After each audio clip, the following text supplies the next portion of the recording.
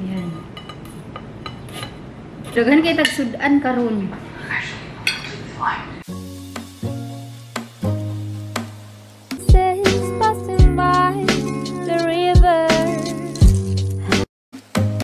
Hi guys. So, gikan mi sa gym dayon. Madto og merkado ko yogi ko ninyo kay magpalit ta dito og kilawon. Pero check pa nato kung ano ba. Hi. Bye Rami. I-check na to kung naba sila fresh na isda. Ay, dili pwede nga magkilaw nga dili fresh ang isda. So, nana ko isuki dito sa merkado. Ano yung baligya nga isda? Tangigi. So, perting ka.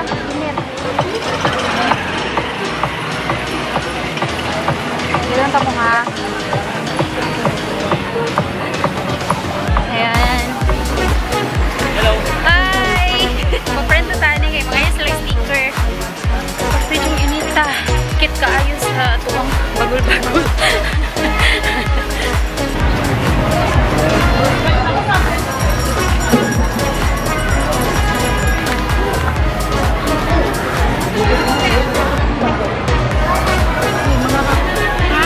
Hi! Asa si ano? Si ma'am.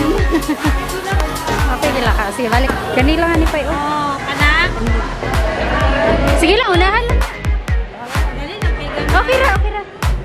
Bangon sa. Sige. So, nakakita na taga, no? Kilawon. Ano ang kilawon? Ayan. Tangigi dahil niya siyang isda. Tangigi. Pilang kilo? Agay, 600. Kani daw, palantawa sa daw ko ani. Tanaw lang ayo. 360. Tanawa. Kana na lang. 350. Yeah. Hello ba?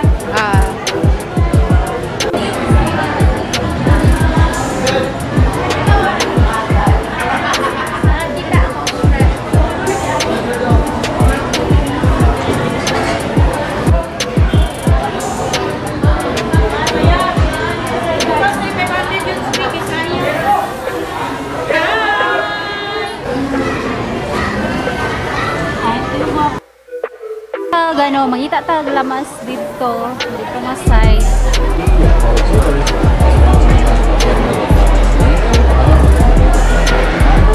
Guwapa kay na maligya ay ulaw kaayo.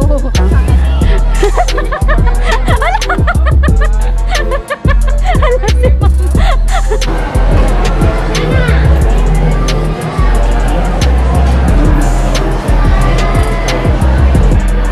Muli na ta kay maglungag pabaya ako bayot.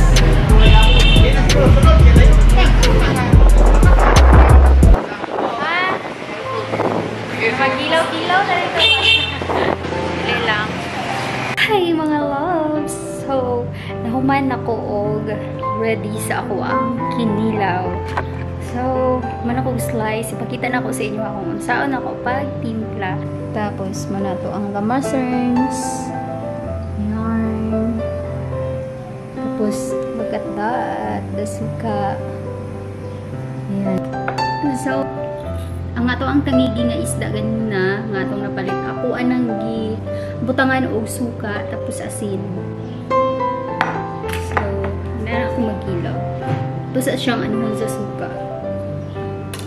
Ayan. So, ang ato ang kinilaw karon wala siya gata.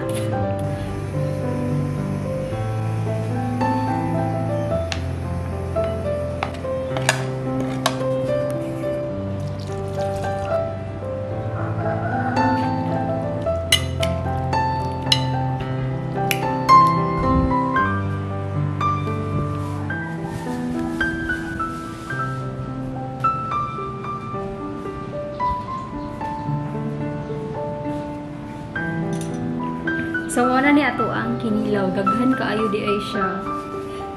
So, ang kilo di ay ato ganina is ano, 600. Tapos, ang among gipalit is balikuan lang. Balig 360. So gipahangyo man ta ni ante. Gipahangyo ta niya og 60. So 300 na lang ang ano iyang gipabayaran. So mga una ta kay sinong oras sa launa na. So nagluto og shrimp. Mga shrimp na rin. Tapos gulay. Mga una.